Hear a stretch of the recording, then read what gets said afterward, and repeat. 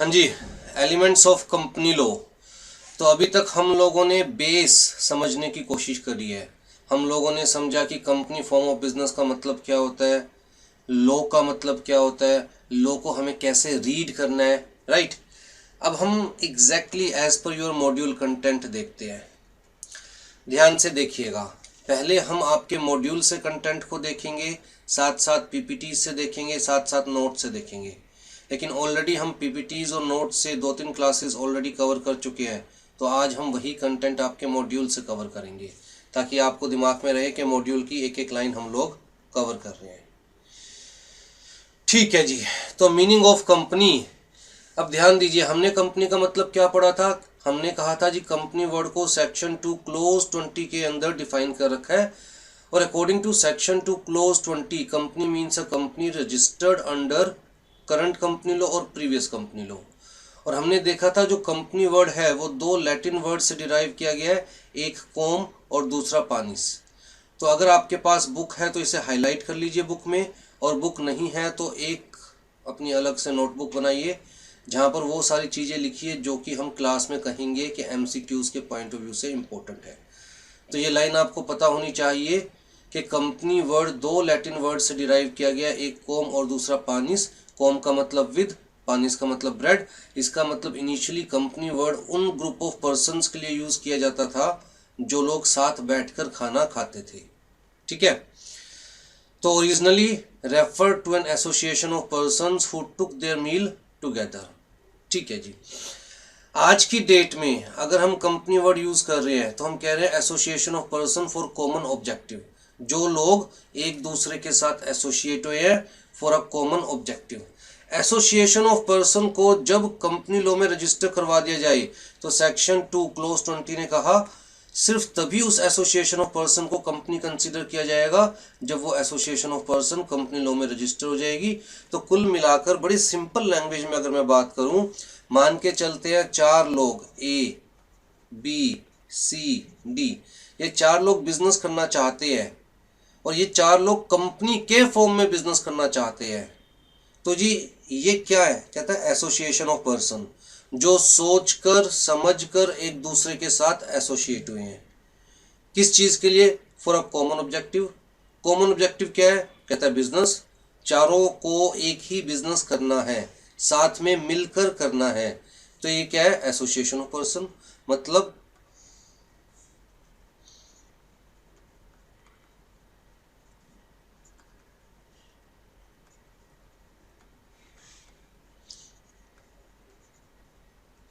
Associated for common purpose. और वो common purpose क्या है?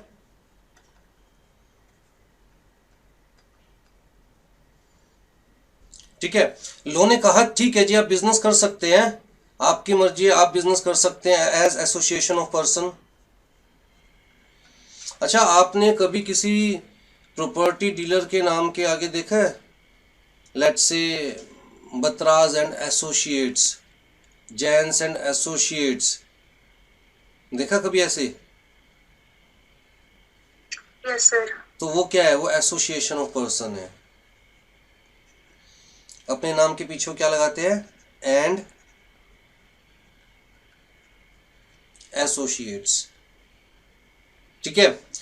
लो ने कहा अगर आप सेम फैमिली से बिलोंग करते हैं तो जी आप एज एचयूएफ काम कर सकते हैं। आपने कभी देखा है एंड ब्रदर्स करते हुए नाम के पीछे?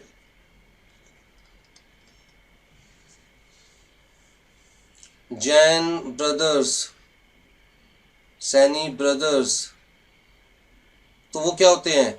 वो एचयूएफ, सेम फैमिली का हिस्सा। ठीक है। लो ने कहा जी आप एज पार्टनरशिप भी काम कर सकते हैं।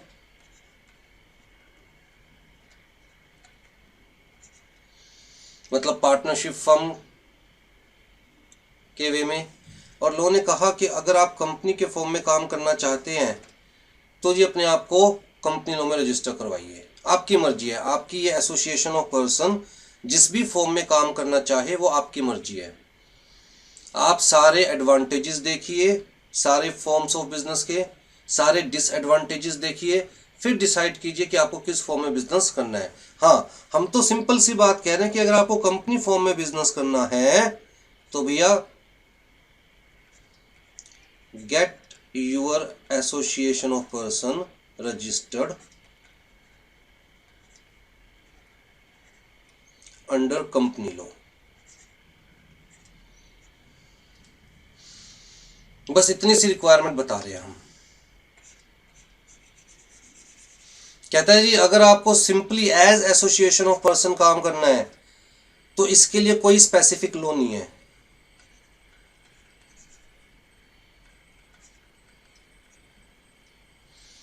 आपको एज एचयूएफ काम करना है तो इसके लिए कोई स्पेसिफिक लॉ नहीं है। आपको एज पार्टनरशिप काम करना है तो इसके लिए हमारे पास पार्टनरशिप एक्ट है।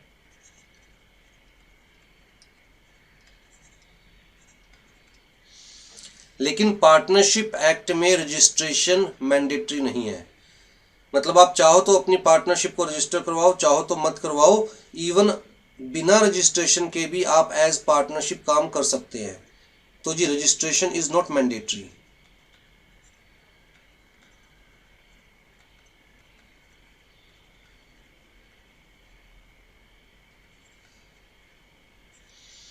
अपने आप को बिना रजिस्टर करवाए पार्टनरशिप एक्ट में आप एज पार्टनरशिप काम कर सकते हैं। तो हम कह सकते हैं पार्टनरशिप में भी रजिस्टर्ड में भी अनरजिस्टर्ड। लेकिन लॉ ने कहा कंपनी फॉर्म ऑफ बिजनेस के लिए हमारे पास कंपनी लॉ है और यहां पर रजिस्ट्रेशन इज मैंडेटरी।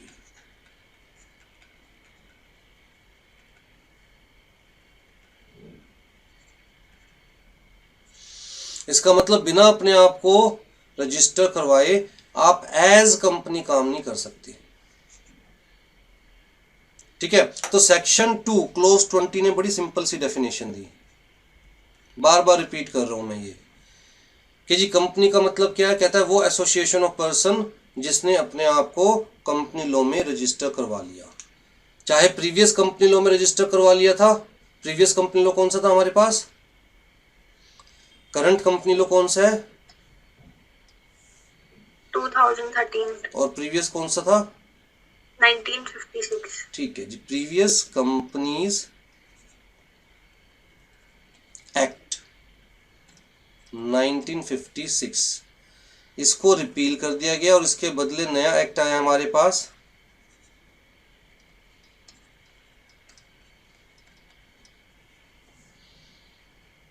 ठीक है, यही बात यहां पर कह रखी है, ध्यान से देखिएगा।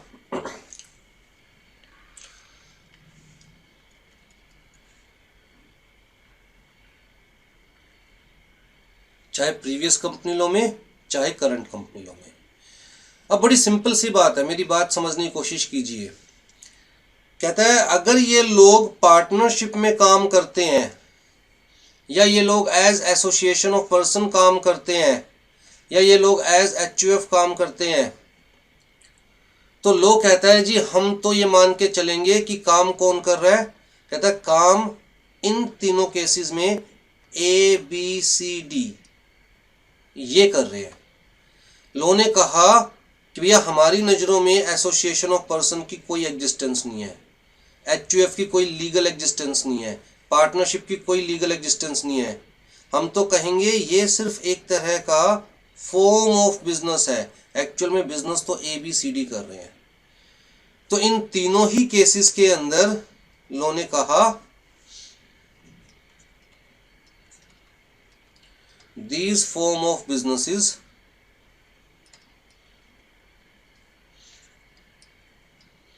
have no legal existence।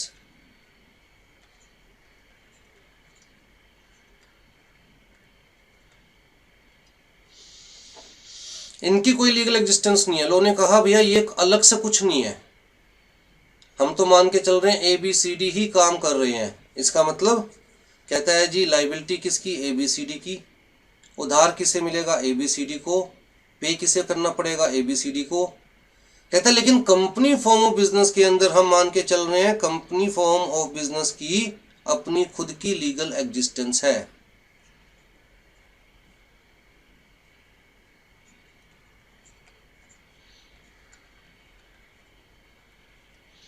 Company form of business की अपनी खुद की लीगल एग्जिस्टेंस है।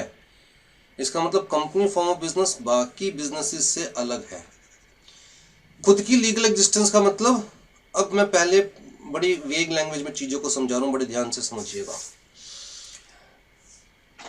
ए बी सी डी ये चारों मिलकर बिजनेस करना चाहते हैं, कंपनी के फॉर्म में बिजनेस करना चाहते हैं। ये चारों मिलकर एक सीएस के पास जाते हैं, कंपनी सेक्रेटरी के पास। सीएस को कहते हैं कि देखिए जी, हम बिजनेस करना चाहते हैं और बिजनेस करने के लिए हम कंपनी इनकॉर्पोरेट करना चाहते हैं, हम कंपनी के फॉर्म में बिजनेस करना चाहते हैं। तो सीएस कहता है ठीक है, क्या आपने अपनी कंपनी का कोई नाम सोचा है? इन्होंने कहा जी हाँ, हमने अपनी कंपनी का नाम सोचा है। सीएस ने कहा बताइए जी क्या नाम है? इन्होंने कहा दीप ज्ञान। हम अपनी कंपनी का नाम दीप ज्ञान रखना चाहते हैं। सीएस ने कहा ठीक है जी, मैं कंपनी लॉ के अकॉर्डिंग चेक करता हूं कि क्या ये नेम अवेलेबल है या नहीं है। तो जी अवेलेबिलिटी ऑफ नेम,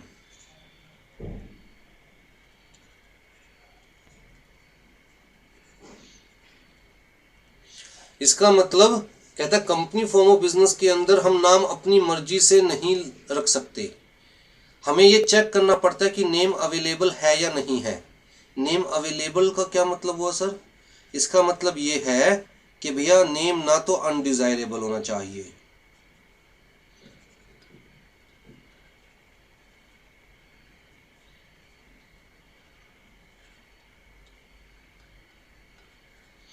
ऐसा नहीं होना चाहिए जो कि गलत लगे, अनडिजायरेबल नहीं होना चाहिए गवर्नमेंट की नज़रों में। सर अनडिजायरेबल कौन सा नाम होता है? कहता है गवर्नमेंट की नज़रों में उस नाम को अनडिजायरेबल कंसीडर किया जाएगा जो कि फॉरबिडन बाय लॉ है।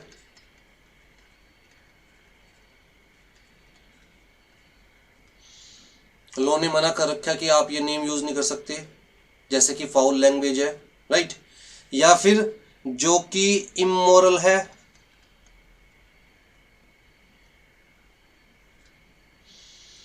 या जिसके लिए आपको स्पेसिफिकली गवर्नमेंट की अप्रूवल लेनी पड़ेगी।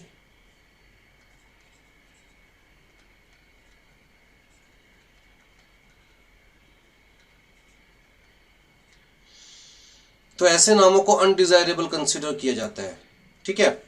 फिर दूसरी कंडीशन क्या बताई कि भैया जो नाम आप लेना चाहते हो, जैसे आप दीप ज्ञान ये नाम रखना चाहते हो अपनी कंपनी का, कहता है किसी भी कंपनी का सेम या सिमिलर नेम नहीं होना चाहिए। नो एग्जिस्टिंग कंपनी, जो ऑलरेडी एग्जिस्ट करती है, आप तो नई कंपनी इनकॉर्पोरेट करोगे ना, no existing company shall have same or similar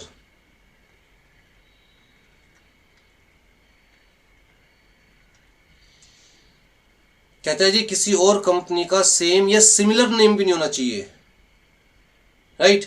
आप ये नहीं कह सकते कि भैया हाँ हमें एग्जैक्टली दीप ज्ञान नहीं, अगर दीप ज्ञान किसी और कंपनी का नाम है तो हम तो DEP और GYAAN इससे काम चला लेंगे। ये भी सिमिलर ही कंसीडर किया जाएगा, चाहे एग्जैक्टली सेम नेम नहीं है लेकिन सिमिलर ही कंसीडर किया जाएगा। अगर प्रोनाउंसिएशन सेम है तो उसे सिमिलर ही कंसीडर किया जाएगा।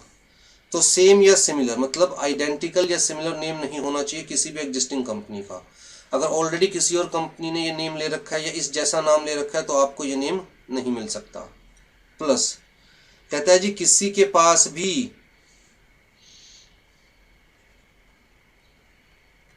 No one is having trademark with same और सिमिलर नेम।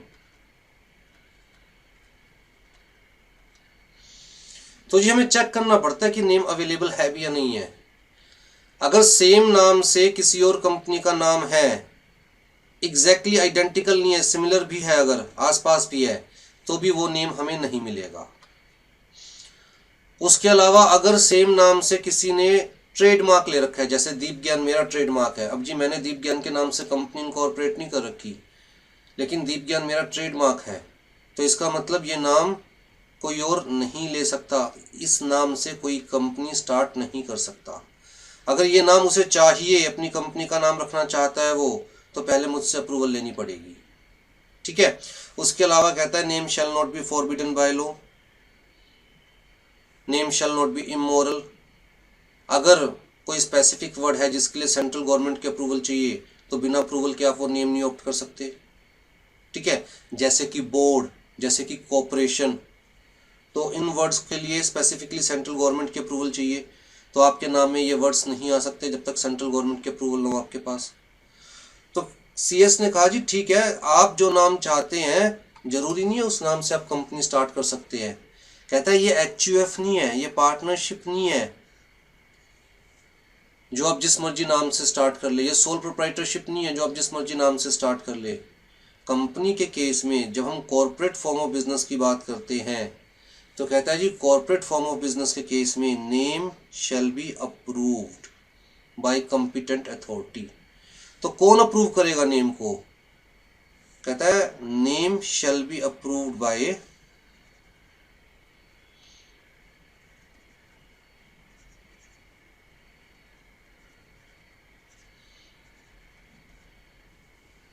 आरओसी।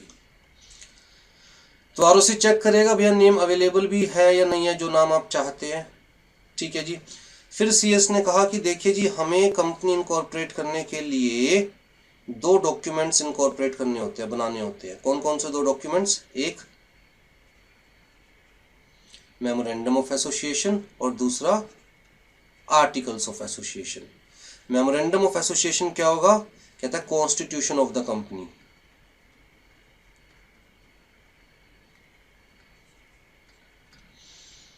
कहता है ये डॉक्यूमेंट डिफाइन करेगा कि ये कंपनी क्या है, डिफाइंस द कंपनी। और आर्टिकल ऑफ एसोसिएशन कहता है जी इंटरनल रूल्स एंड रेगुलेशंस कि कंपनी कैसे चलाई जाएगी। जब भी हम कोई ऑर्गेनाइजेशन बनाते हैं तो हमें इंटरनल रूल्स एंड रेगुलेशंस तो बनाने पड़ते हैं ना ऑर्गेनाइजेशन को रन करने के लिए। तो इंटरनल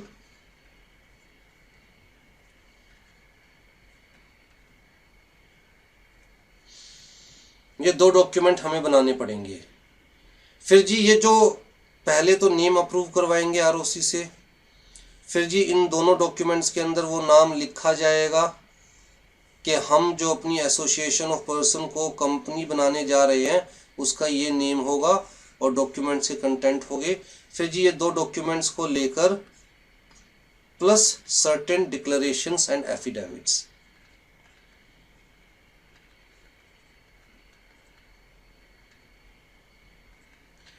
डिक्लेरेशन एंड एफिडेविट्स,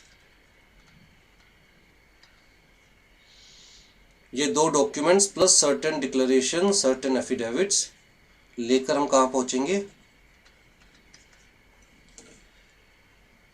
अगर आरओसी को सब कुछ ठीक लगा तो आरओसी हमारी एसोसिएशन ऑफ पर्सन को रजिस्टर कर लेगा और आरओसी हमें एक सर्टिफिकेट ऑफ इनकॉर्पोरेशन देगा। सर्टिफिकेट ऑफ इनकॉर्पोरेशन वो एक प्रूफ होगा कि हमारी एसोसिएशन अब एज कंपनी रजिस्टर्ड है। इसका मतलब हमारी एसोसिएशन अब एज कंपनी काम कर सकती है।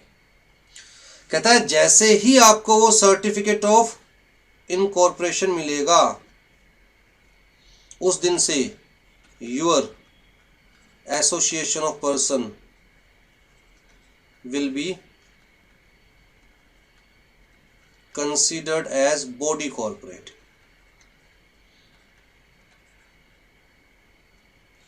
क्या कंसीडर किया जाएगा?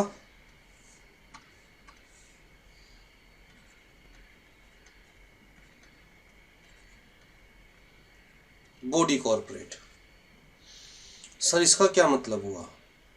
इसका मतलब ये हुआ कि अभी तक आप ये 4 उंगलियां थी, हम मान के चलते हैं आप 4 लोग नहीं आप 5 लोग मिलकर कंपनी इनकॉर्पोरेट कर रहे हैं। तो इसका मतलब ये है कि अभी तक आप लोग ये 5 अलग अलग उंगलियां थे, अलग अलग fingers.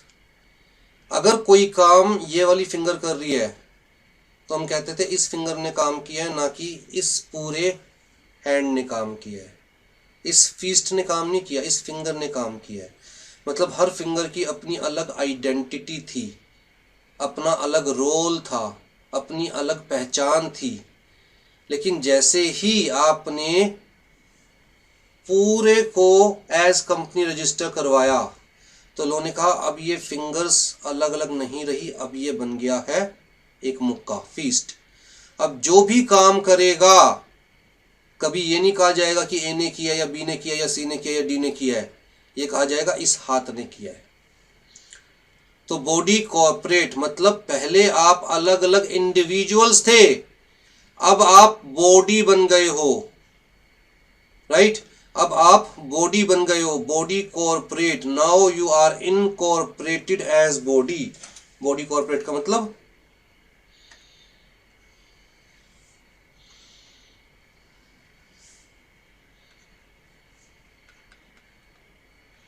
your association of person is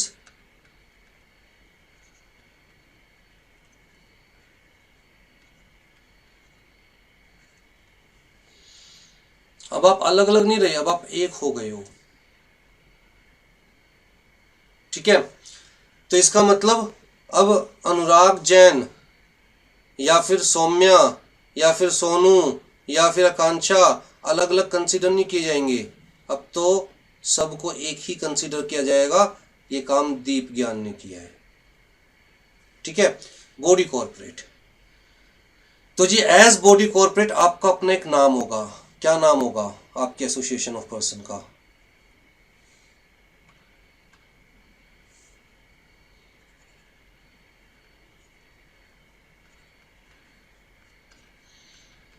जो आरओसी ने अप्रूव किया है हमारा नाम,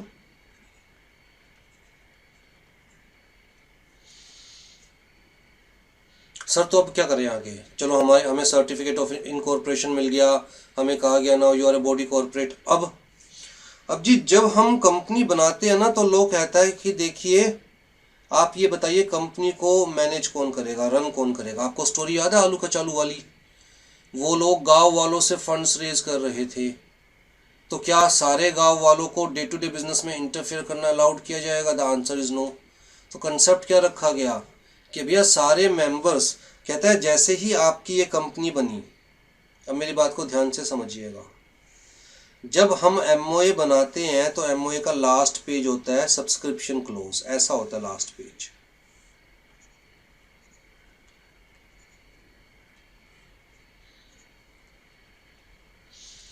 सब्सक्रिप्शन क्लोज में गवर्नमेंट एक तरह से हमसे डिक्लेरेशन मांगती है। क्या डिक्लेरेशन मांगती है?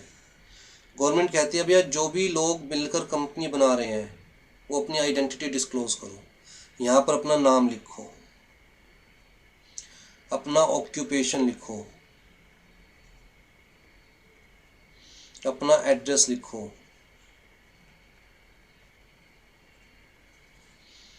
जैसे कि मान के चलो 4-5 लोग जो मिलकर कंपनी बना रहे थे उनमें से एक मैं हूँ, तो मैं अपना नाम लिखूँगा अनुराग जैन, ऑक्यूपेशन लिखूँगा, फिर जी एड्रेस लिखूँगा,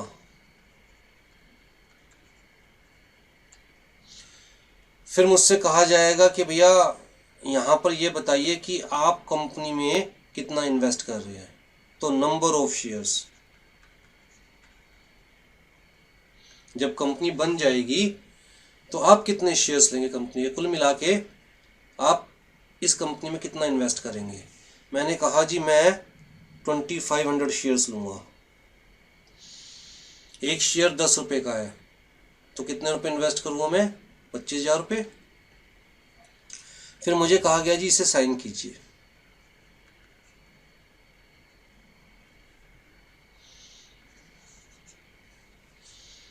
इसे साइन कीजिए, कल को आप अपनी बात से पलट मत जाइएगा, ठीक है? और एक विटनेस,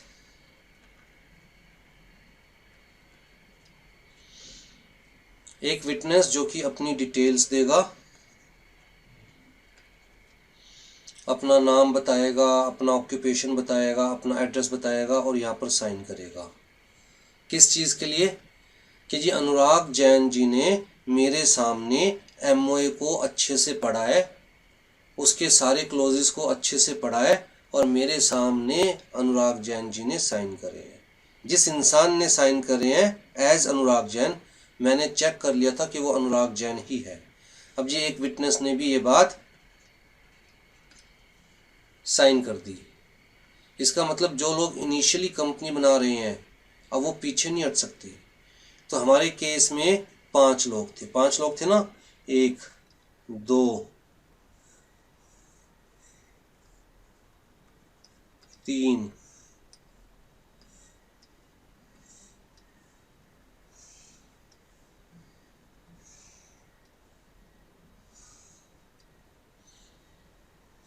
4 और 5।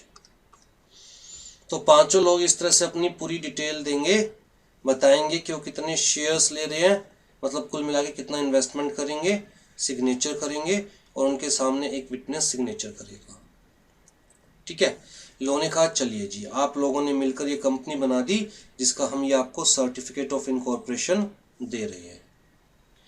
अब जी ये लोग कौन है, इन्हें हम क्या बोलेंगे, इन्हें हम क्या बोलेंगे, वर्ड को याद रखिएगा, subscribers to memorandum of association. ये वो लोग हैं जिन्होंने एमओए सब्सक्राइब किया, साइन किया। ये वो लोग हैं जिन्होंने कंपनी को जन्म दिया। तो इनको हम और क्या बोलेंगे, and promoters of the company.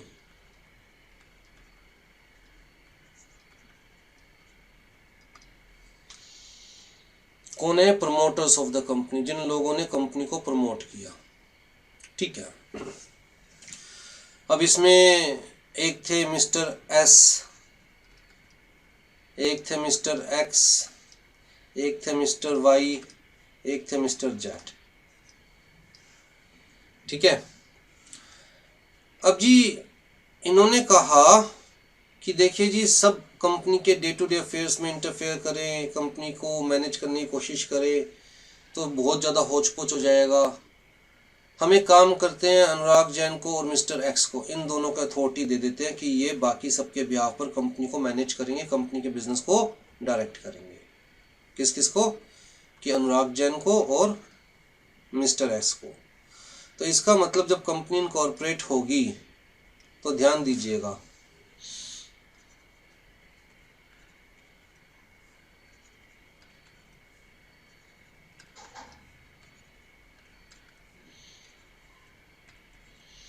इन सब लोगों ने मिलकर कंपनी इनकॉर्पोरेट करी, इन सब लोगों ने मिलकर एमओए को साइन किया, सब्सक्राइब किया, तो ये कंपनी के इनिशियल प्रमोटर है।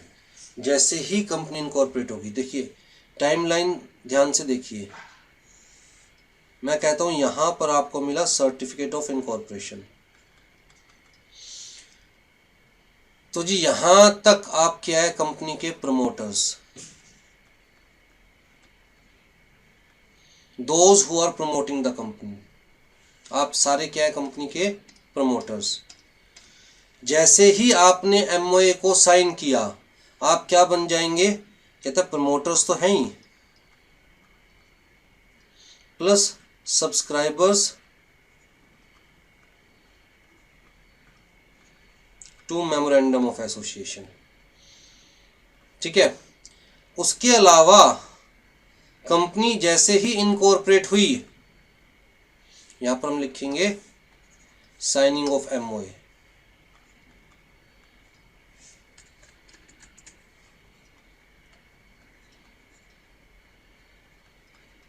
उसके अलावा कंपनी जैसे ही इनकॉर्पोरेट हुई, यहां आपको सर्टिफिकेट ऑफ इनकॉर्पोरेशन मिल गया।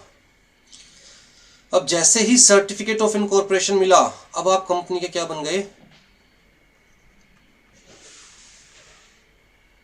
मेंबर्स। क्या बन गए आप कंपनी के। अगर हम सीक्वेंस में देखें तो पहले भी तो आपकी एसोसिएशन ऑफ पर्सन थी ना, आप लोग पहले मिले, मिलकर आपस में डिस्कशन किया, एक दूसरे के साथ एसोसिएट हुए कि जी हमें ये बिज़नेस करना है, ये डिसाइड किया आप लोगों ने, और फिर हमें बिज़नेस कंपनी के फॉर्म में करना है, ये डिसाइड किया। तो पहले आप एसोसिएशन ऑफ पर्सन के मेंबर्स थे। जब ये एसोसिएशन ऑफ पर्सन कंपनी के फॉर्म में रजिस्टर्ड हो गई तो अब आप कंपनी के क्या बन गए, मेंबर्स बन गए। सिंपल सी बात। ठीक है। तो आप पांचों कंपनी के मेंबर्स हैं, लेकिन कहता है पांचों ने मिलकर डिसाइड किया कि कंपनी के डायरेक्टर्स कौन होंगे।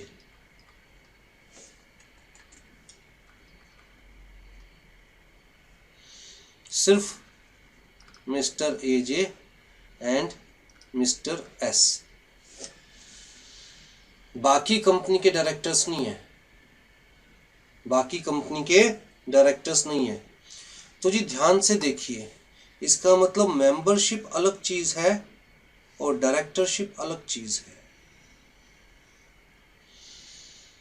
हो सकता है कि आप किसी कंपनी के मेंबर भी हैं प्लस डायरेक्टर भी है, हो सकता है आप किसी कंपनी में सिर्फ मेंबर हैं,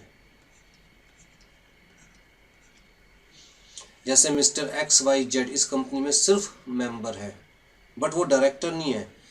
mister AJ and mister S company के मेंबर भी है प्लस कंपनी के डायरेक्टर्स भी है, और इन दोनों के अलावा एक और को डायरेक्टर अपॉइंट किया गया, मिस्टर पी को।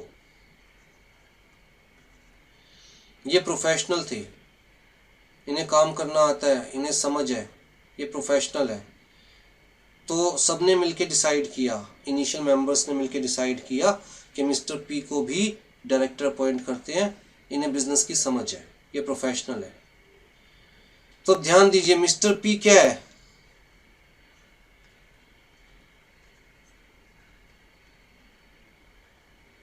Only director of company, not the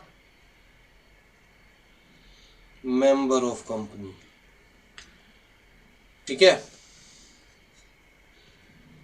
mister X, mister Y, mister Z, ये कौन है? Only members of company.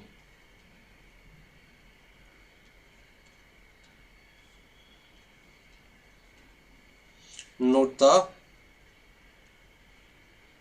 Directors. और मिस्टर ए और मिस्टर एस कौन है? मेंबर्स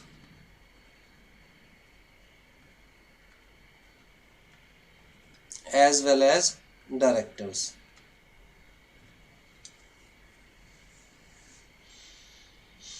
क्या ये कॉन्सेप्ट क्लियर हुआ? Yes sir. इसका मतलब in case of company membership is different from directorship, membership is different from directorship. अच्छा, इस सारे स्ट्रक्चर को देख के क्या लग रहा है कि कंपनी के ओनर्स कौन है? कौन है कंपनी के ओनर्स?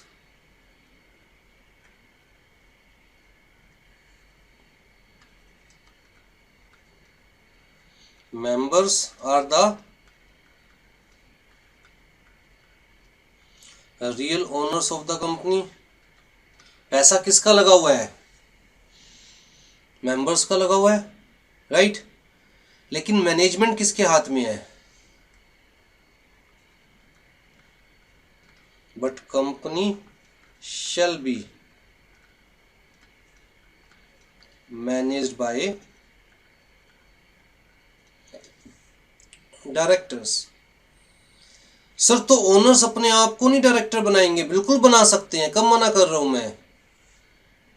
जैसे हमने कहा कि अनुराग जैन और एस ये दोनों मेंबर्स भी हैं और डायरेक्टर्स भी हैं, अपने आप को भी डायरेक्टर्स बना सकते हैं। लेकिन क्या हर मेंबर के पास कंपनी का डायरेक्टर बनने का टाइम है? क्या हर मेंबर कंपनी का डायरेक्टर बनने के लायक है, क्वालिफाइड है कि वो मेंबर्स के बिहाफ पर कंपनी के बिजनेस को डायरेक्ट कर सके? क्या हर मेंबर डायरेक्टर बनने के लिए कॉम्पिटेंट है? The answer is no. हर किसी को नॉलेज नहीं होती। अगर आप रिलायंस के शेयर्स परचेज कर लेंगे तो आप रिलायंस के मेंबर बन जाएंगे, पर क्या आप इतने कॉम्पिटेंट है और मेंबर्स की नज़रों में कि आपको रिलायंस का डायरेक्टर बनाया जा सके? The answer is no. तो हर मेंबर डायरेक्टर नहीं हो सकता। और अगर मान के चलिए 2 ही लोगों से कंपनी बना रहे हम लोग, हो सकता है दोनों अपने आप को डायरेक्टर अपॉइंट कर ले, दोनों को लगता है हम मिलकर बिजनेस कर लेंगे, हम संभाल लेंगे। या हो सकता है उन्हें लगे कि नहीं जी, हम बिजनेस नहीं संभाल सकते, कंपनी इनकॉर्पोरेट कर देते हैं, इन्वेस्टमेंट कर देते हैं, लेकिन बिजनेस संभालने के लिए प्रोफेशनल्स को डायरेक्टर रखेंगे, तो हो सकता है वो किसी और को डायरेक्टर्स रखे, लेकिन अल्टीमेट कंट्रोल किसके हाथ में रहता है? अल्टीमेट कंट्रोल मेंबर्स के हाथ में रहता है।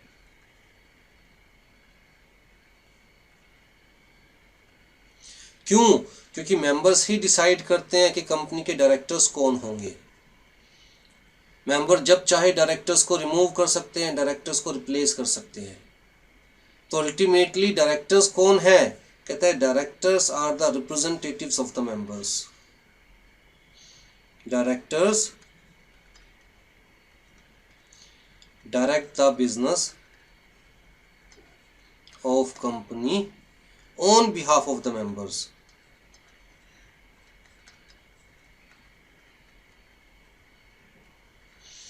अगर सिंपल टर्म्स में समझाऊं तो ये वो लोग हैं जिन्हें हम जनरल सेंस में गवर्नमेंट कह सकते हैं।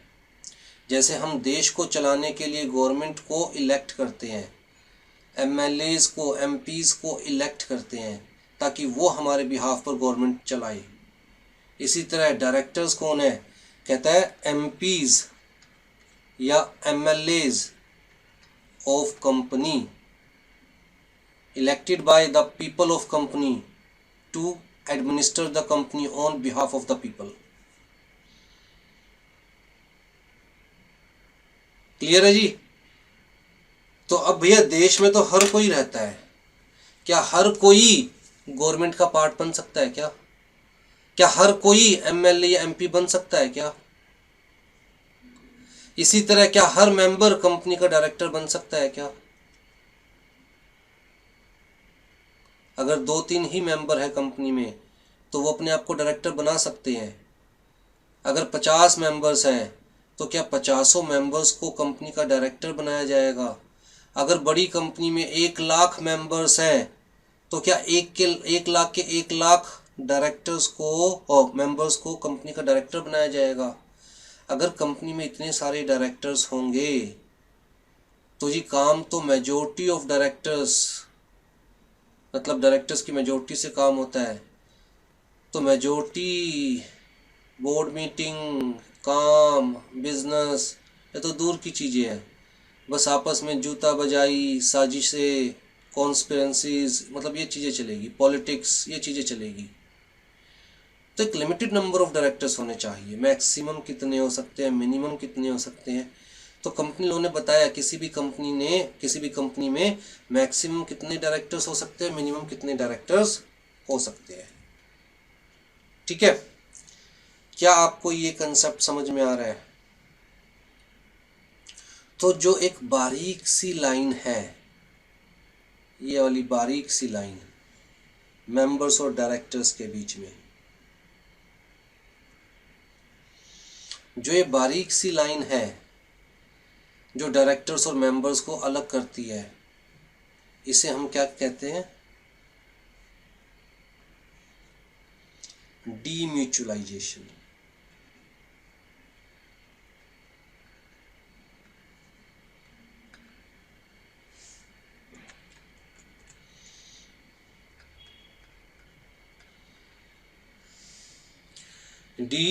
डीम्यूचुअलाइजेशन मतलब different mutual interest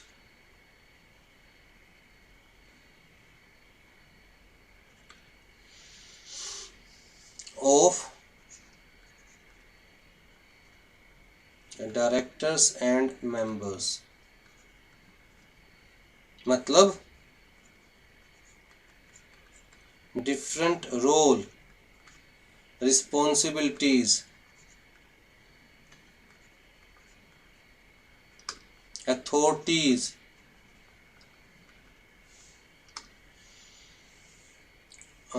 duties, powers of directors and members।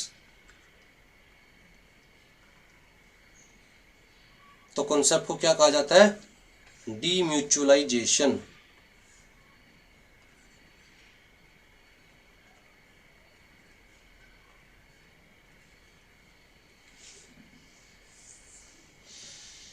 अब देखिए HUF के अंदर कहता है जी जो फैमिली मेंबर्स है सारे ही बिजनेस में पार्टिसिपेट करते हैं।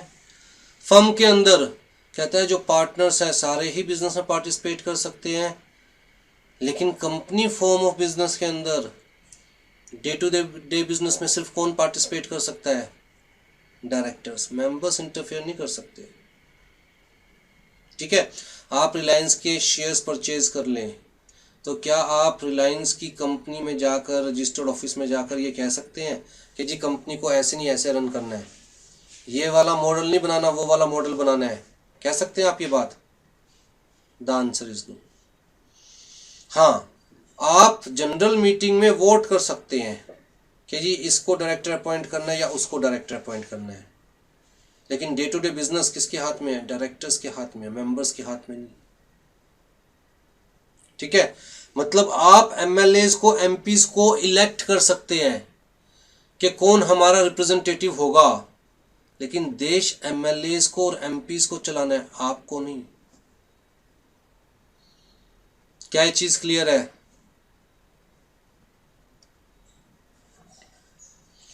अब ध्यान से देखिए, ये हमारी कंपनी है जी,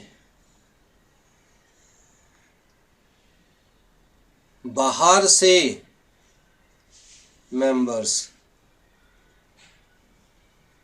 और अंदर से बोर्ड ऑफ डायरेक्टर्स, मतलब डायरेक्टर्स कंपनी को मैनेज कर रहे हैं। क्या कंपनी के खुद के हाथ पैर है? ये तो नॉन लिविंग है ना। कुछ है जो एग्जिस्ट करती है हमारी नजरों में, लोग की नजरों में, लेकिन नॉन लिविंग है। नॉन लिविंग है तो भैया खुद के तो हाथ पैर है नहीं। No brain, no body of its own. तो जी कंपनी के बिहाफ पर काम कौन कर रहा है? कहता है जी कंपनी के बिहाफ पर डिसीजंस है तो डायरेक्टर्स लेते हैं, या कुछ मेजर डिसीजंस मेंबर्स को दे रखे हैं, भैया मेंबर्स की अप्रूवल लेनी पड़ेगी। कंपनी खुद से तो डिसीजन नहीं ले सकती ना। लेकिन जब भी डायरेक्टर्स कोई डिसीजन लेते हैं जो डायरेक्टर्स की अथॉरिटी में है तो हम कहते हैं कंपनी ने डिसीजन लिया। जब भी मेंबर्स कोई डिसीजन लेते हैं जो मेंबर्स की अथॉरिटी में है तो हम कहते हैं कंपनी ने डिसीजन लिया, राइट। बट एक्चुअल में कंपनी के बिहाफ पर डिसीजंस कौन ले रहा है? डायरेक्टर्स या मेंबर्स? एक्चुअल में कंपनी का ब्रेन कौन है? कहता है जी डायरेक्टर्स, जो डे टू डे बेसिस पर कंपनी के बिजनेस को हैंडल करता है। और कंपनी की बॉडी कौन है? कहता है जी मेंबर्स, जिन्होंने कंपनी बनाई है, जो जब चाहे कंपनी को डिसॉल्व कर सकते हैं, राइट। कंपनी का खुद का तो ना कोई ब्रेन है ना कोई बॉडी है, लेकिन फिर भी कहता है जी देखिए इतने सारे लोग जब इन्वॉल्व होते हैं तो एक सेपरेशन रखना जरूरी है, एक सेपरेशन रखना जरूरी है। इसलिए हम कहते हैं गवर्नमेंट, एक अलग वर्ड दिया गया। इसी तरह हमने कहा जी कंपनी, जैसे गवर्नमेंट मतलब कहता है MLAs MPs are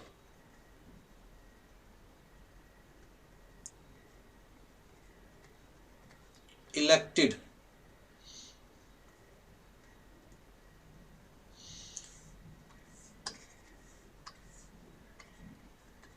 bye the people, ठीक है, created by the people. But government की अपनी अलग एक एग्जिस्टेंस है, एक आइडेंटिटी है। इसी तरह कंपनी कहता है जी डायरेक्टेड बाय डायरेक्टर्स, मतलब बोर्ड ऑफ डायरेक्टर्स। कहता है जी ओन्ड बाय या created by members. But company की अलग से अपनी एक एग्जिस्टेंस है। कंपनी जो भी काम करेगी अपने नाम से करेगी, जो भी प्रॉपर्टी परचेज करेगी कंपनी के नाम से, दीप ज्ञान के नाम से परचेज की जाएगी, ना कि किसी डायरेक्टर के नाम पर, किसी मेंबर के नाम पर। जो भी कंपनी से डील कर रहा है वो कंपनी से डील कर रहा है, कंपनी के डायरेक्टर या मेंबर से डील नहीं कर रहा। डायरेक्टर या मेंबर तो कंपनी के बिहाफ पर डॉक्यूमेंट को साइन कर रहे हैं, लेकिन एक्चुअल में सामने वाला बंदा किससे डील कर रहा है?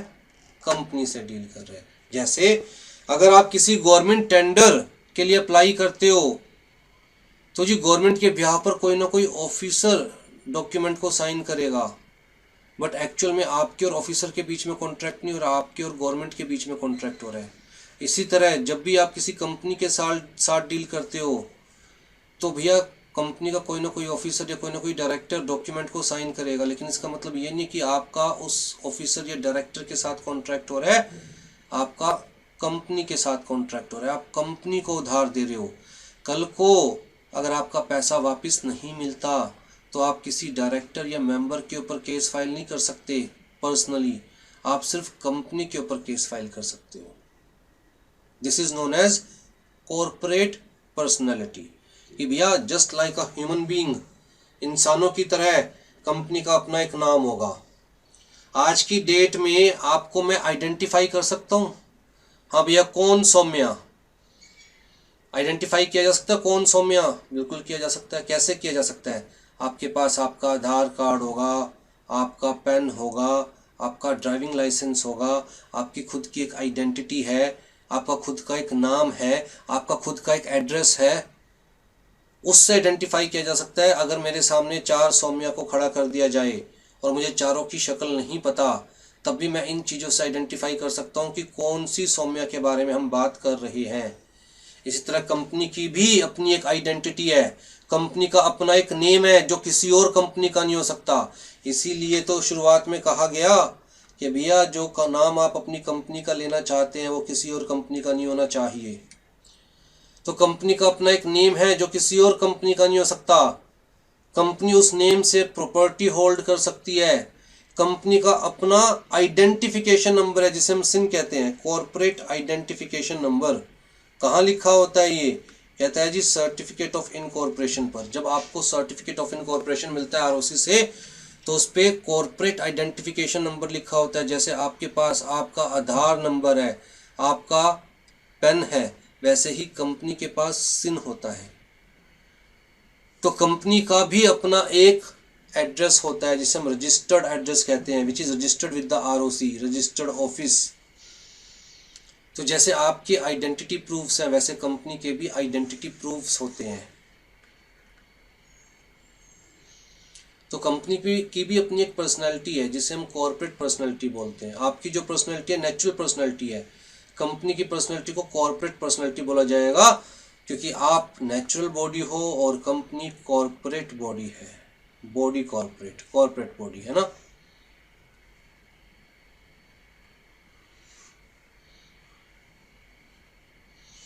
आप एक नेचुरल बॉडी हो क्योंकि आपकी एग्जिस्टेंस नेचर की वजह से है। आप बाय नेचर धरती पर एग्जिस्ट कर रहे हो। कंपनी की कॉर्पोरेट एग्जिस्टेंस है, ये बाय लॉ धरती पर एग्जिस्ट कर रही है, इसलिए इसे क्या बोला जाता है? Body corporate. ठीक है जी। अब जी बहुत बार इस चीज को लेकर सवाल उठते रहे, हमेशा बार बार ये सवाल उठते रहे कि नहीं भैया जो कंपनी है उसके पीछे जो लोग हैं कंपनी बनाने वाले, कंपनी के किसी भी काम के लिए उन्हें ही लायबल कंसीडर किया जाए। एक चीज सिंपल सा एक एग्जांपल लेके चल रहा हूं। मान के चलते हैं कि मैंने रिलायंस के शेयर्स परचेज करे और बहुत सारे शेयर्स परचेज करे रिलायंस के, और जी आकांक्षा ने रिलायंस का मोबाइल परचेज किया। मेरी बात को ध्यान से समझिएगा।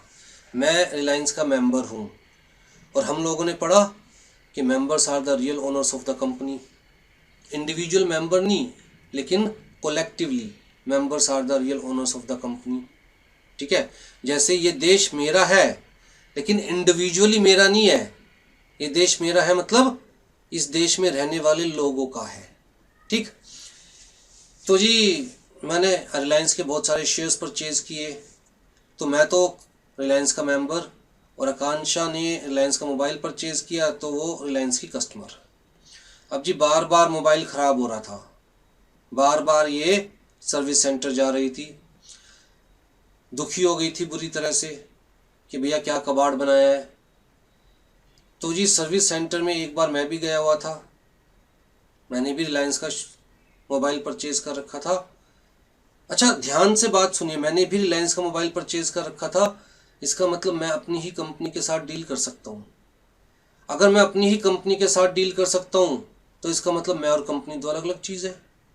जिस कंपनी के मैंने शेयर्स परचेज कर रखे हैं मैं उसी कंपनी का प्रोडक्ट परचेज कर सकता हूँ, इसका मतलब मैं उसी कंपनी के साथ डील कर सकता हूँ, इसका मतलब मैं और कंपनी दो अलग अलग चीज़ें हैं। मैं एज ए मेंबर कंपनी मतलब मेरी अलग आइडेंटिटी है और एज ए कस्टमर मेरी अलग आइडेंटिटी है। तो मैं भी गया हुआ था जी सर्विस सेंटर। अब वहाँ पर जो काउंटर पे बंदा खड़ा था वो आकांक्षा को परेशान देखते हुए बोला कि जी आप एक काम कीजिए, अनुराग जी से बात कीजिए, ये अनुराग जी, इन्होंने ना रिलायंस के बहुत सारे शेयर्स परचेज कर रखे हैं, ये मेजर शेयर होल्डर है और ये कंपनी के मेंबर है, मतलब कंपनी के मालिक है, आप इनसे बात कीजिए। अब जी आकांक्षा को गुस्सा तो आ ही रहा था, इसने तो कुछ सोचा ना समझा, डंडा उठाया और मेरे पीछे शुरू हो गई। कैसा मोबाइल बनाते हो आप लोग? अरे भैया मैंने थोड़ी ना बनाया है, जैसे आप कंपनी के शेयर होल्डर कस्टमर, वैसे मैं भी कंपनी का कस्टमर। लेकिन आप कंपनी के मेंबर हो, आप कंपनी के ओनर हो, यू शैल बी रिस्पॉन्सिबल। अरे क्या बात कर रहे हो यार, सिर्फ शेयर्स परचेज करने से मैं ओनर हो गया कंपनी का and I shall be responsible? ऐसे तो लाखों शेयर होल्डर्स है रिलायंस के, क्या आप सबके पीछे डंडा लेकर घूमोगे? हम अलग है, रिलायंस अलग है। हमने पैसे दिए, रिलायंस के शेयर ले लिए, पैसों के बदले सामान ले लिया, शेयर्स ले लिए, बस ये रिलेशन है हमारा और रिलायंस का। और क्योंकि हमने रिलायंस के शेयर्स ले रखे हैं तो रिलायंस को अगर प्रॉफिट होगा तो हमारे शेयर्स की वैल्यू बढ़ेगी, रिलायंस प्रॉफिट डिस्ट्रीब्यूट करेगी तो हमें एज पर शेयर प्रॉफिट मिलेगा। लेकिन हम रिलायंस के एक्ट के लिए रिस्पॉन्सिबल नहीं है, रिलायंस खुद अपने एक्ट के लिए रिस्पॉन्सिबल है। अगर ऐसे किसी भी कंपनी की गलती की सजा उसके मेंबर्स को मिलने लग जाए तो क्या आप किसी भी कंपनी के शेयर्स परचेज करोगे? डेफिनेटली नहीं करोगे। आप कहोगे बस शेयर्स ही तो परचेज कर रखे हैं, हम कौन सा कंपनी की डे टू डे मैनेजमेंट का हिस्सा है? हमें किस लिए भैया कंपनी के किसी भी काम के लिए रिस्पॉन्सिबल ठहराया जा रहा है? अगर हमें रिस्पॉन्सिबल ठहराया जाएगा तो हम किसी भी कंपनी के शेयर्स परचेज नहीं करेंगे, और अगर कोई भी किसी कंपनी के शेयर्स परचेज नहीं करेगा तो भैया इसका मतलब कंपनी फॉर्म ऑफ बिजनेस तो फेल हो जाएगा। फिर जो ये लाखों करोड़ों के प्रोजेक्ट्स हैं, बड़े बड़े प्रोजेक्ट्स, जो तभी पॉसिबल है जब पब्लिक इन्वेस्ट करेगी in the form of shares, वो प्रोजेक्ट तो कभी बन ही नहीं पाएंगे। और अगर वो प्रोजेक्ट नहीं बन पाएंगे तो मतलब इकोनॉमी कभी ग्रो ही नहीं कर पाएगी। इसीलिए कंपनी फॉर्म ऑफ बिजनेस में डीम्यूचुअलाइजेशन का कॉन्सेप्ट रखा गया, separation of ownership and management. क्या ये चीज क्लियर है?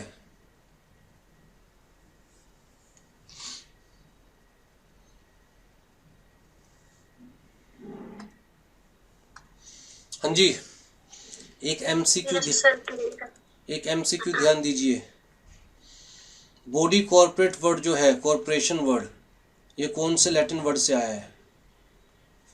लैटिन वर्ड कॉर्पस, जिसका मतलब बॉडी। अच्छा इसमें ध्यान देने वाली चीजें क्या क्या है, एमसीक्यू में कैसे पूछा जा सकता है? ध्यान देने वाली चीज है लैटिन वर्ड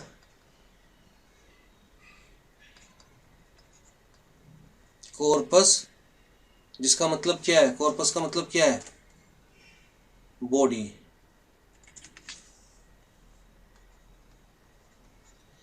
ये तीनों ध्यान देने वाली चीजें हैं, आपको तीनों में कंफ्यूज किया जा सकता है। आपसे ये पूछा जा सकता है कि corporation word is derived from, ऐसे ऑप्शन दी जा सकती है। एक ऑप्शन लैटिन वर्ड, दूसरा ऑप्शन ग्रीक वर्ड, तीसरा ऑप्शन फ्रेंच वर्ड, चौथा ऑप्शन कोई और वर्ड। तो आपको याद होना चाहिए कि लैटिन वर्ड, कौन सा लैटिन वर्ड? कॉर्पस, और जिसका मतलब क्या है? बॉडी। ठीक है, ठीक है जी।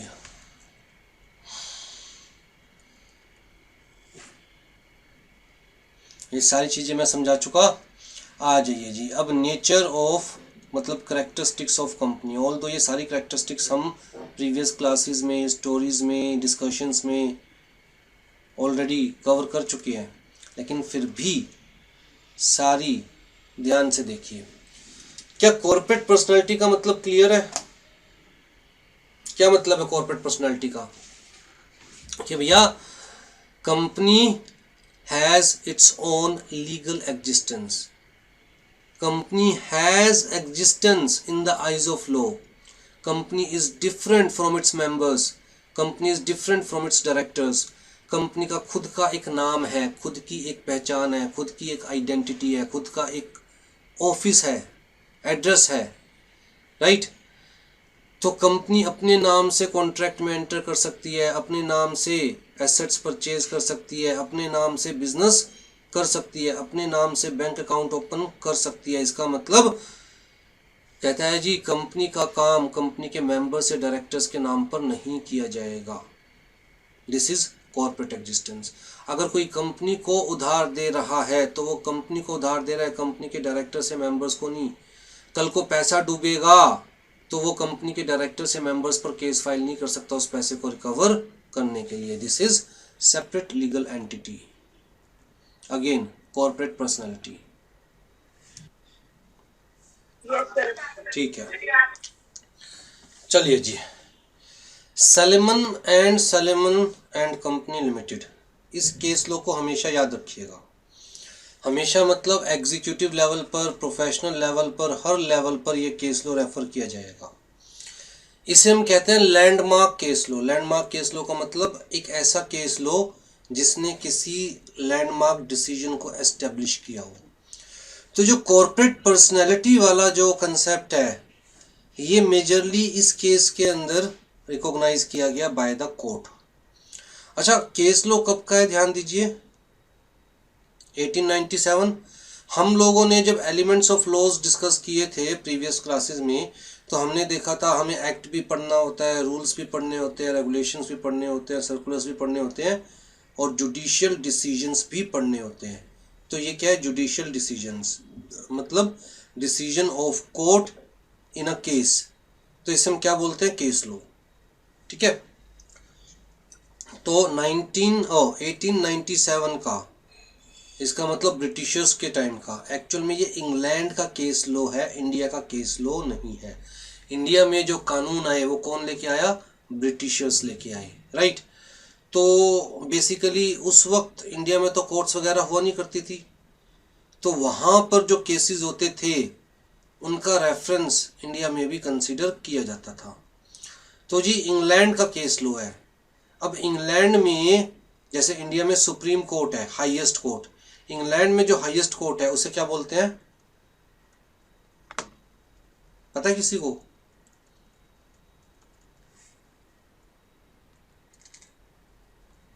क्या बोलते हैं उसे, हाउस ऑफ लॉर्ड्स। ठीक है, ये वर्ड याद रहेगा, इंग्लैंड की supreme court, House of Lords. ठीक है जी, आ जाइए अब इस केस को समझने की कोशिश करते हैं। देखिए हम बात कर रहे हैं 1890s की। तब तक कंपनी फॉर्म ऑफ बिजनेस से रिलेटेड जो लॉज थे वो वेल एस्टेब्लिश्ड नहीं थे, रिलेटेड टू कंपनीज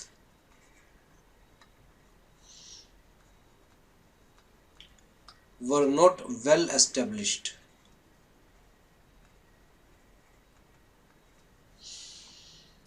ठीक है, लॉज तो एग्जिस्ट करते थे कंपनी फॉर्म ऑफ बिजनेस से रिलेटेड, लेकिन वो इतने एस्टेब्लिश्ड लॉज नहीं थे, मतलब उन लॉज में सारे प्रोविजंस नहीं थे।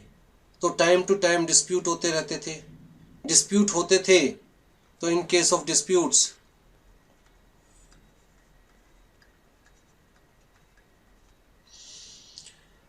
कहता है जी कोर्ट में बात जाती थी।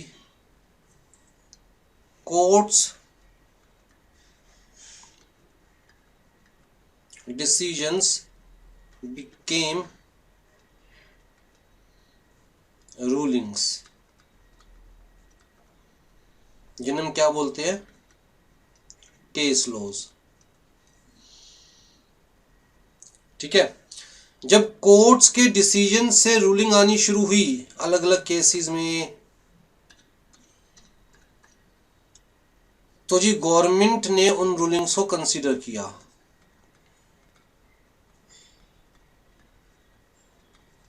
Considered the rulings and amend the law according to rulings। तो आज का जो हमारा कंपनी लॉ है, जो कि वेल एस्टेब्लिश्ड है, जो कि बड़ा क्लियर कट कहता है, सेक्शन 9 क्या कह रहा है, हमने पढ़ा सेक्शन 9। सेक्शन 9 क्या कह रहा है, कह रहा है from the date mentioned in the certificate of incorporation the association of person shall be a body corporate having its own name perpetual succession। तो मतलब आज की डेट में तो हमें बड़ा क्लियर कट कहा गया कि भैया company is different from its members, company is different from its directors.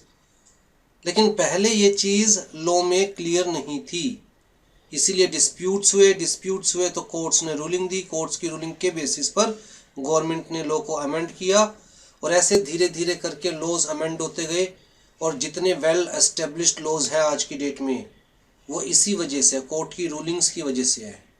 ठीक है, तो जी बात हम कर रहे हैं 1890s की।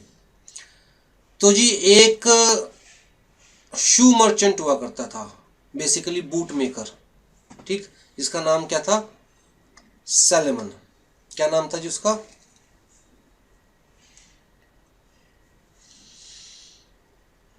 ठीक है। और इनिशियली इस बूट मैन्युफैक्चरर ने अपना बिजनेस एज सोल प्रोप्राइटर चलाया, अकेले चलाया, एज सोल प्रोप्राइटर। ठीक है, जैसे खुद की दुकान खोल के खुद की फैक्ट्री, छोटी सी फैक्ट्री बना के बैठ जाते हैं, जिसके अंदर जूते बना रहा था ये। फिर इसने सोचा कि क्यों ना मैं अपने बिजनेस को एक्सपेंड करूं, तो इसने एक कंपनी इनकॉर्पोरेट करी। अब मेरी बात को ध्यान से समझिएगा, शुरुआत में इसने एक फैक्ट्री लगाई,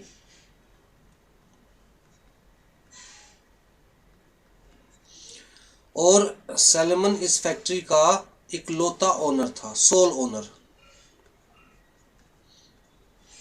सैलेमन वाज सोल ओनर।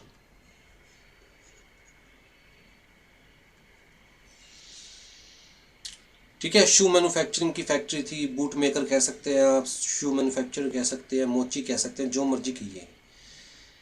तो ये इकलौता ओनर था, तो ये कौन सा फॉर्म ऑफ बिजनेस हो गया, सोल प्रोप्राइटरशिप। और जब वो ऐसे काम कर रहा था, अब आप मेरी बात का जवाब दीजिएगा, तो क्या सैलेमन के बिजनेस की कोई सेपरेट लीगल एग्जिस्टेंस थी, लोग की नज़रों में कोई अलग से आइडेंटिटी थी सैलेमन के बिजनेस की? क्या सोल प्रोप्राइटरशिप की कोई सेपरेट लीगल एग्जिस्टेंस होती है? No legal existence.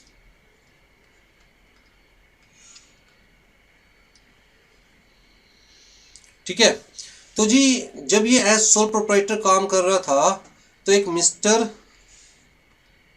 सी थे जिन्होंने सैलेमन को क्रेडिट दिया था।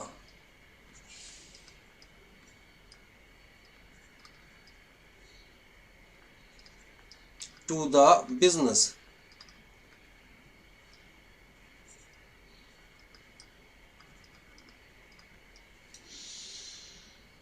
उस वक्त मिस्टर सी ने सैलेमन को कह लीजिए, सैलेमन के बिजनेस को कह लीजिए, क्रेडिट दिया था। ठीक है, और जब सैलेमन ने टाइम पर मिस्टर सी के पैसे वापस नहीं दिए, when Salomon did not repay money to mister C on time. क्यों? क्योंकि कहता है बिजनेस में तंगी चल रही थी, उधार सामान आता था, उधार आगे जाता था, जब आगे से पैसे आएंगे तभी तो सैलमन अपने क्रेडिटर्स को पैसे वापस देगा। अब भैया पहले आगे से टाइमली पैसे आ जाते थे, आजकल मार्केट में तंगी चल रही है, तो जो पेमेंट 2 महीने में आती थी आजकल वो पेमेंट 4-4 महीने में आ रही है। तो सैलमन की इंटेंशन गलत नहीं थी, लेकिन मार्केट में तंगी चल रही थी तो टाइम पर वापस नहीं दे पाया सैलमन पैसे। तो जी ये जो क्रेडिटर है mister C filed case against Salomon for recovery of money.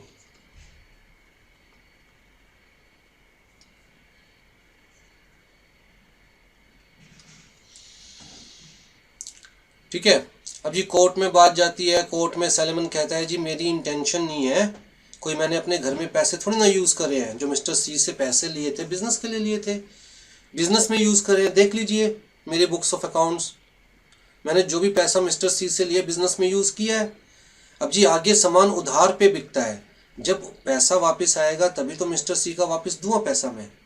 अगर मेरा बिजनेस में पैसा वापस नहीं आ रहा तो मिस्टर सी का पैसा वापस कैसे दूंगा। तो जी यहां पर कोर्ट ने कहा कि hair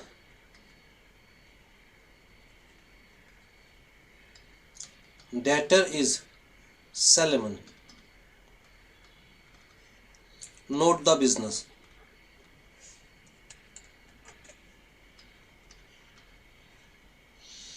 and creditor is least concerned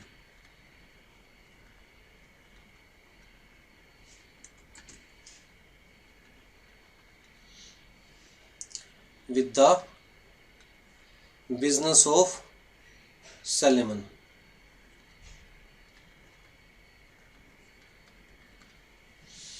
लोगों ने कहा भैया सैलमन ने पैसे उधार लिए, बिजनेस ने नहीं लिए, बिजनेस की तो कोई लीगल एग्जिस्टेंस है ही नहीं एज सोल प्रोप्राइटर। और जो क्रेडिटर है मिस्टर सी, उसका सैलमन के बिजनेस से क्या लेना देना, बिजनेस चले ना चले, Salomon shall refund the money on time, चाहे उसके लिए सैलमन को अपनी पर्सनल एसेट कॉम्प्रोमाइज करनी पड़े। तो कोर्ट ने कहा mister salmon shall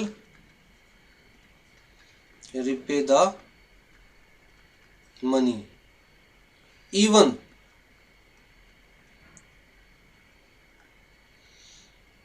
if he has to pay money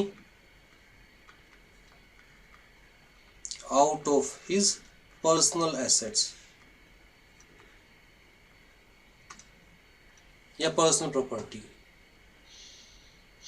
ठीक है जी, कोई दिक्कत नहीं है।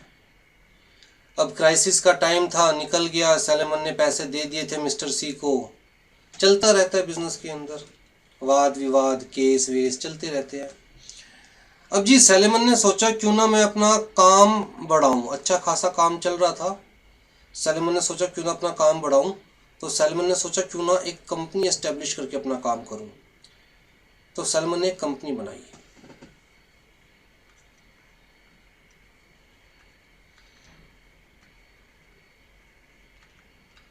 एस्टेब्लिश्ड अ कंपनी, एक कंपनी बनाई। कंपनी का नाम क्या था, कंपनी का नाम क्या है जी हमारे पास, सैलमन एंड कंपनी लिमिटेड। किस नाम से कंपनी बनाई, अपने ही नाम से, सैलमन एंड कंपनी लिमिटेड।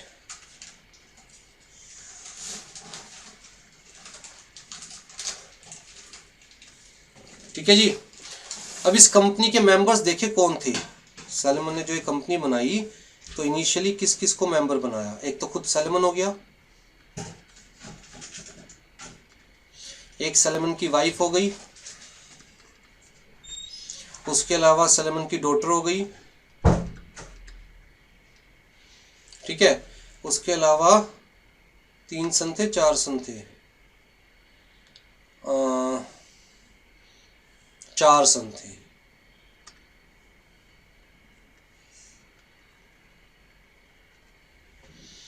तो इनिशियली कितने मेंबर हो गए जी कंपनी में, 7 मेंबर्स। अच्छा, कंपनी कितने पौंड से स्टार्ट करी? यूएसए का केस है ना, यूएसए की बात चाहो, यूके की बात चल रही है। तो कहता है जी 7 पौंड से। हर मेंबर के पास एक एक पौंड का एक एक शेयर, हर मेंबर के पास एक शेयर।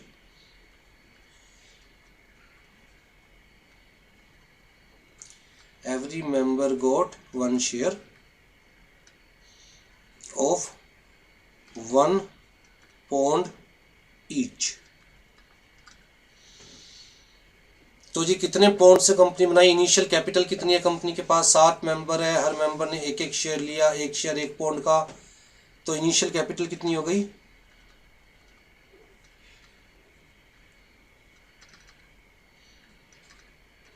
सिर्फ 7 पौंड कंपनी की इनिशियल कैपिटल। ठीक है जी। अब ये कंपनी एस्टेब्लिश करने के बाद देखिए, अब ये कंपनी अलग चीज़ है ना, और सैलमन की फैक्ट्री अलग चीज़ है। दो अलग अलग चीज़ें, सैलमन की ही फैक्ट्री है और सैलमन ने एक कंपनी भी एस्टेब्लिश करी। अब ये कंपनी एस्टेब्लिश करने के बाद सैलमन ने अपनी ये जो फैक्ट्री है ना, ये इस कंपनी को बेच दी। Salomon sold the factory to the company.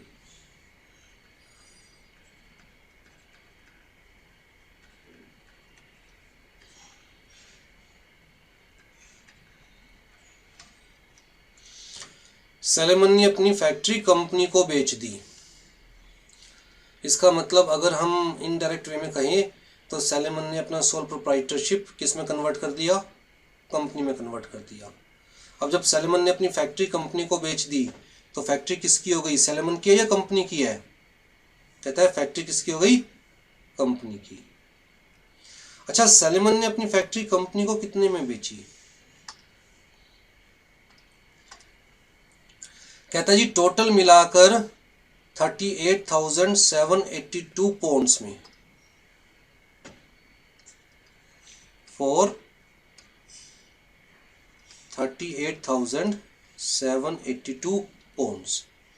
अब मेरी बात ध्यान से सुनिएगा। कंपनी ने ये पैसे सैलमन को कहां से दिए? कंपनी के पास तो पैसे थे ही नहीं। सिर्फ 7 पाउंड से कंपनी इनकॉर्पोरेट हुई थी, कंपनी के पास पैसे तो थे ही नहीं। तो कंपनी ने ये पैसे सैलमन को कहां से दिए? कंपनी ने सैलमन को क्या दिया? कहता है जी कंपनी ने सैलमन को 20,000 रुपए के तो शेयर्स दिए, 20,000 पाउंड के शेयर्स दिए।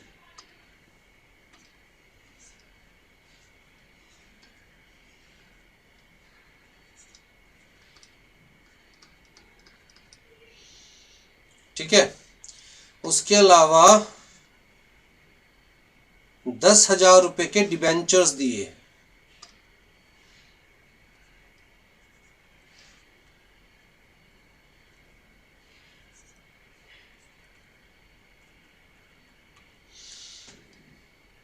£10,000 के डिबेंचर्स दिए। और बाकी जो बचे हुए 8,782 पाउंड्स थे, कहता है वो मार्केट से उठा के कैश में दे दिए कंपनी ने, वो कैश में दे दिए।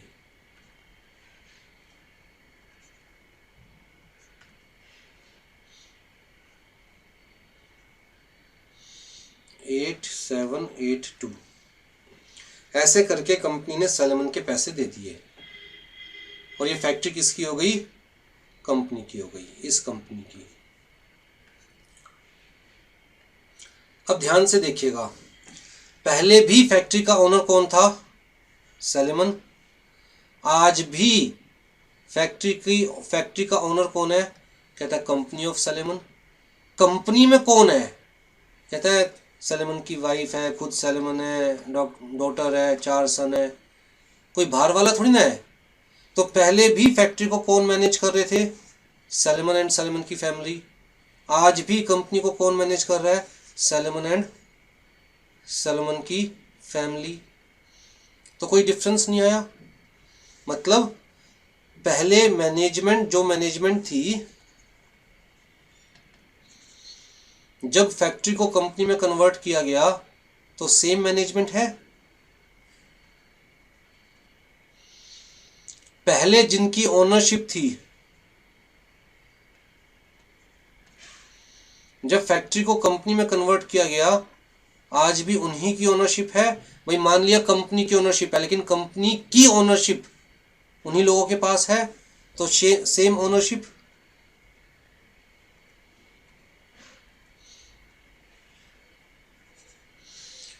इस फैक्ट्री का प्रॉफिट जिसके पास जाता था, कंपनी का प्रॉफिट भी उन्हीं के पास जाएगा, तो profit will be in same hands. तो एक तरह से देखा जाए तो बस फॉर्म ऑफ बिजनेस चेंज हो गया है, बाकी सारी चीज़ें तो सेम है। पहले और आज की डेट में बाकी सारी चीज़ें तो सेम है, बस फॉर्म ऑफ बिजनेस चेंज हो गया। सोल प्रोप्राइटर से कंपनी फॉर्म में बिजनेस कन्वर्ट हो गया। पहले ये बताइए, यहाँ तक सारी कहानी क्लियर है? यहाँ तक सारी स्टोरी क्लियर है?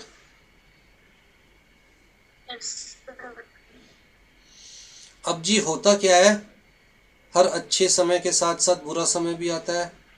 एक टाइम ऐसा आया जब सैलमन का बिजनेस फेल होने लग गया, कंपनी का बिजनेस फेल होने लग गया, और पोजीशन क्या रह गई? पोजीशन ये रह गई कि जी जो कंपनी थी उसके पास एसेट्स थी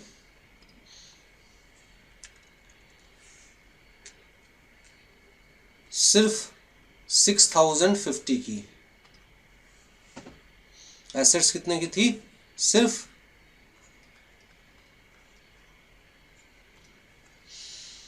और लाइबिलिटी क्या थी जी कंपनी के सर पे? कहता है जी 10,000 रुपए के तो सिक्योर्ड डिबेंचर्स जो सैलमन को इशू कर रखे थे, उसके अलावा 8,000 रुपए की अनसिक्योर्ड ट्रेड क्रेडिटर्स भी थे।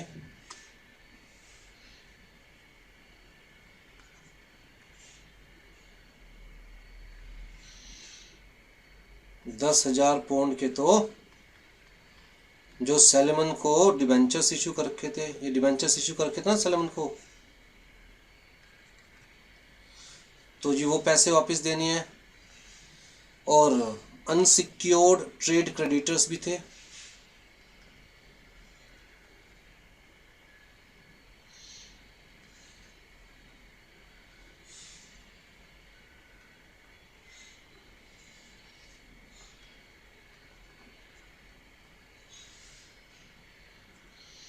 कितने के?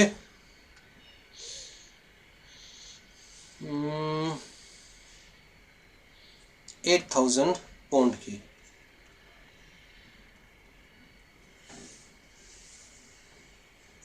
क्या ये चीज क्लियर है?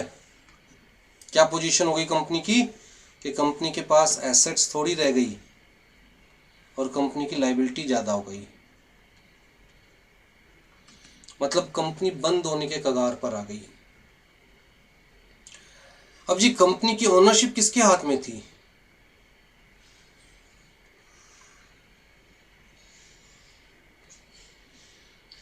सैलमन एंड सैलमन फैमिली के हाथ में, है ना। अब जी यही कंपनी के डायरेक्टर्स भी थे, यही कंपनी के ओनर्स भी थे, मतलब मेंबर्स भी थे। तो जी इन्होंने डिसाइड किया कि जो कंपनी के एसेट्स हैं उनमें से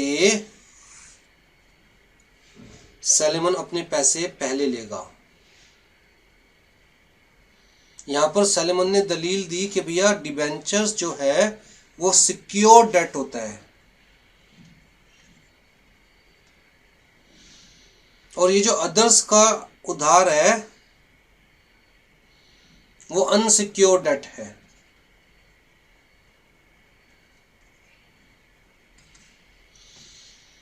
तो हमेशा पहले सिक्योर डेट रीपे किया जाता है, अगर कुछ बचता है तो अनसिक्योर डेट रीपे किया जाता है। सैलमन ने ये दलील दी। अब भैया जो ये अनसिक्योर्ड क्रेडिटर्स थे इनको बड़ा गुस्सा आया। इन्होंने कहा वाह, कंपनी की सारी भागदौड़ आपके हाथ में है, ओनरशिप आपके हाथ में है, मैनेजमेंट आपके हाथ में है, तो इसका मतलब बाकियों का बेवकूफ बनाएंगे क्या आप? अरे आप ही की तो कंपनी है, पहले बाहर वालों का पैसा दीजिए, हम बाहर वाले हैं। जो अदर सिक्योर्ड क्रेडिटर्स हैं, अनसिक्योर्ड डेटर्स क्रेडिटर्स, उन्होंने कहा हम बाहर वाले हैं, वी आर आउटसाइडर्स।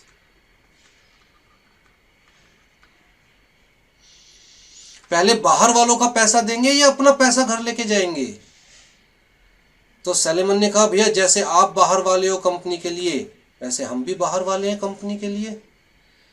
सलेमन ने कहा फ्री के पैसे थोड़ी ना मांग रहा हूं कंपनी से। मान लिया कंपनी की ओनरशिप मेरे पास है, मान लिया कंपनी की मैनेजमेंट मेरी और मेरी फैमिली के पास है, लेकिन कंपनी अलग है। और जो कंपनी के साथ मैंने फैक्ट्री में डील की थी, फैक्ट्री देकर, वो चीज़ अलग है। फ्री के थोड़ी ना मांग रहा हूँ पैसे, फैक्ट्री दी थी जिसकी पार्ट पेमेंट के बदले मुझे डिबेंचर्स इशू किए गए थे, अपने वही पैसे तो मांग रहा हूँ। और भैया कंपनी फॉर्म ऑफ बिजनेस में तो कॉर्पोरेट पर्सनालिटी का कंसेप्ट होता है। क्या फ़र्क पड़ता है कि शेयर्स मेरे पास है या मेरे फैमिली मेंबर्स के पास है? क्या फ़र्क पड़ता है मैनेजमेंट किसके पास है? कंपनी के लिए तो हर कोई पराया है। जैसे आप पराये हो वैसे मैं भी पराया हूँ। कंपनी अलग है, अपने नाम से काम करती है, कंपनी की अपनी एक एग्जिस्टेंस है, अपनी एक आइडेंटिटी है। तो भैया ये लोग बड़े गुस्सा हुए, कह रहे क्या बकवास कर रहे हो सलेमन साहब, आपको कोर्ट में देखेंगे। बात कहाँ गई? कहता है बात गई हाउस ऑफ लॉर्ड्स के पास, हाई कोर्ट। हाई कोर्ट ने बड़े प्यार से कहा, क्या?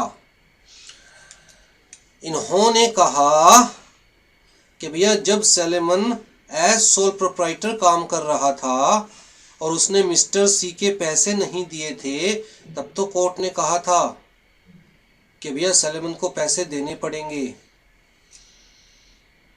क्रेडिटर का सलेमन के बिजनेस से कोई लेना देना नहीं है, सलेमन को पैसे देने पड़ेंगे। अब सलेमन कह रहा है कि भैया मैं अपने पहले मैं अपने पैसे लूँगा। अरे भैया हमें नहीं मतलब कौन पैसे लेगा कौन नहीं लेगा, हमारा तो 8,000 रुपये का अनसिक्योर्ड डेट है, ये हमें सलेमन वापस दे। कहता है हम तो ये मान के चल रहे हैं सलेमन और कंपनी में कोई डिफरेंस ही नहीं है। अरे पहले जो बिजनेस था आज भी वही बिजनेस है, पहले जो ओनर्स थे आज भी वही ओनर्स हैं, पहले जो प्रॉफिट के हकदार थे आज भी वही प्रॉफिट के हकदार है, बस फॉर्म ऑफ बिजनेस ही तो चेंज हुआ है। पहले सोल प्रोप्राइटरशिप थी, आज की डेट में कंपनी है, बाकी तो कुछ चेंज नहीं हुआ। अरे इनके घर की तो कंपनी है, ये खुद ही तो मैनेज करते हैं, खुद ही इन्होंने इनकॉर्पोरेट करी है, खुद ही अपने नाम पे शेयर्स रखे हैं, खुद ही मैनेजमेंट होल्ड कर रहे हैं, इनकी घर की तो कंपनी है, कोई ये थोड़ी ना कंपनी अलग है ये अलग है। तो हाउस ऑफ लॉर्ड्स ने कहा नहीं भैया,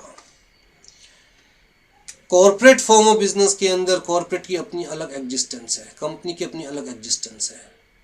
चाहे सेम लोगों ने कंपनी इनकॉर्पोरेट करी है, वही लोग कंपनी के मेंबर्स हैं, वही लोग कंपनी के प्रमोटर्स हैं, वही लोग कंपनी के डायरेक्टर्स बन जाए, वही लोग कंपनी के क्रेडिटर्स बन जाए। कहता है लेकिन कंपनी अलग है, वो अलग है, ठीक है।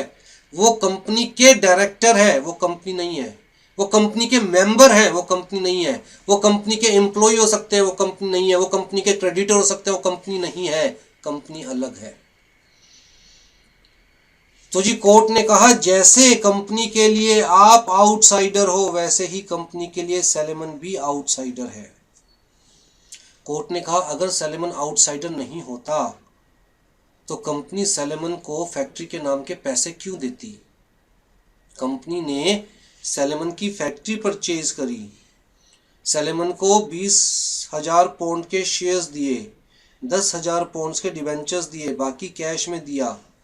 अगर सलेमन और कंपनी दो अलग अलग चीज़ें नहीं होती तो कंपनी सलेमन की फैक्ट्री के लिए सलेमन को कंसिडरेशन क्यों देती? कोई अपने आप को कंसिडरेशन देता है क्या? तो हाउस ऑफ लॉर्ड्स ने कहा कि भैया कॉर्पोरेट फॉर्म ऑफ बिजनेस के अंदर तो हमेशा एक बात याद रखिएगा कि कॉर्पोरेट अलग है और कॉर्पोरेट को क्रिएट करने वाले, कॉर्पोरेट को प्रमोट करने वाले, कॉर्पोरेट को चलाने वाले, कॉर्पोरेट की शेयर्स होल्ड करने वाले, वो सब अलग है, राइट। तो जी कंपनी के लिए जैसे आप आउटसाइडर्स वैसे सलेमन आउटसाइडर्स, और जब दोनों ही आउटसाइडर है तो पहले सिक्योर डेट पे किया जाएगा, बाद में अनसिक्योर डेट पे किया जाएगा, अगर कुछ बचेगा तो। देखिए जी क्या बात कही, when the memorandum is duly signed and registered, though there be only 7 shares taken, the subscribers are a body corporate. capable forthwith of exercising all the functions of an incorporated company. It is difficult to understand how a body corporate thus created by statute can lose its individuality by issuing the bulk of its capital to one person. कहता है चाहे company ने अपनी सारी capital एक ही आदमी को issue कर दी हो, एक ही परिवार को इशू कर दी हो, बट कंपनी तो कंपनी है, that is different from others. उसकी अपनी एक आइडेंटिटी है. Company is at low a different person all together from the subscribers of the memorandum, and though it may be that after incorporation the business is precisely the same as before. हो सकता है जो business पहले था वही business company करे, जो लोग पहले बिजनेस को मैनेज कर रहे थे वही लोग कंपनी के बिजनेस को मैनेज करे, जो लोग पहले उस बिजनेस से प्रॉफिट रिसीव कर रहे थे वही लोग कंपनी के शेयर होल्डर बन के बिजनेस का प्रॉफिट रिसीव करे. But company is neither their agent not their trustee. Company अलग है, वो अलग है. सिंपल सी बात. ठीक है, तो क्या ये केस लो क्लियर है सैलमन वर्सेस सैलमन का, या कोई डाउट है इसके अंदर?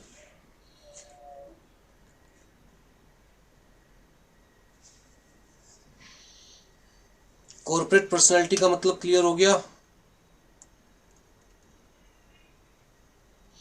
Yes sir. आप सिंपल सी बात देखिए ना, आप दो लोग मिलकर एक कंपनी बनाते हो. मेरी बात ध्यान से सुनिएगा.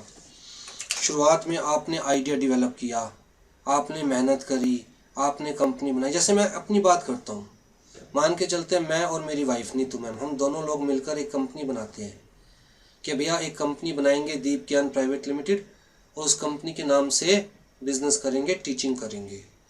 इनिशियल आइडिया किसका? हमारा. इन्वेस्टमेंट किसने करी? हमने करी. दिन रात मेहनत किसने करी? सॉफ्टवेयर्स डेवलप करना है, वेबसाइट्स डेवलप करना है, नोट्स बनाने हैं, डिजिटल कंटेंट बनाना है, पीपीटीज बनानी है, एमसीक्यूज बनानी है. मेहनत किसने करी? हम दोनों ने. ठीक है, अब ये सारा कंटेंट तैयार करके और हमने कंपनी इनकॉर्पोरेट करी और बिजनेस स्टार्ट कर दिया. अब जी किसी ने मुझसे मेरे शेयर्स परचेज कर लिए. लेट से मेरे शेयर्स की, मुझे लगता है जो मेरे शेयर थे कंपनी में उनकी कीमत थी लेट से 5 करोड़ रुपए. उसने मुझे 10 करोड़ ऑफर किया, मैंने अपने शेयर्स उसे बेच दिए. आज कंपनी किसकी है? उसकी. जो कंपनी का शेयर होल्डर कंपनी उसकी. इसका मतलब जो चीज़ मैंने इनकॉर्पोरेट करी, मैंने बनाई, मैंने आइडिया डेवलप किया, क्या वो और मैं सेम है? The answer is no. वो एक प्रोडक्ट है जो मैंने डेवलप किया, जिसका मैं ओनर था, शेयर होल्डर था, मेंबर था, डायरेक्टर था. आज कोई और है उसका owner, director, share holder. Right? तो इसका मतलब डायरेक्टर्स चेंज हो सकते हैं, ओनर्स चेंज हो सकते हैं, मेंबर्स चेंज हो सकते हैं, और कंपनी एज इट इज़ चलती रहेगी. पहले हमारे नाम से चल रही थी, अब हो सकता है जिसने मुझसे शेयर्स परचेज करे वो मुझे ही मेरी कंपनी में, अब तो खैर मेरी कंपनी नहीं रही लेकिन बनाई तो मैंने थी ना, वो मुझे ही उस कंपनी में एज टीचर जॉब दे दे.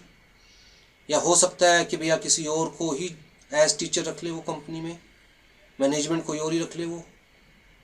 तो कंपनी अलग है. जिन लोगों ने कंपनी बनाई है वो कंपनी से अलग है. जो लोग कंपनी के शेयर्स होल्ड करते हैं वो कंपनी से अलग है. जो लोग कंपनी को रन कर रहे हैं एज ए डायरेक्टर वो कंपनी से अलग है. क्या ये चीज़ क्लियर है? कॉर्पोरेट पर्सनालिटी का कंसेप्ट क्लियर है? Yes sir. ठीक है जी, फिर कल मिलते हैं, कल आगे कंटिन्यू करेंगे.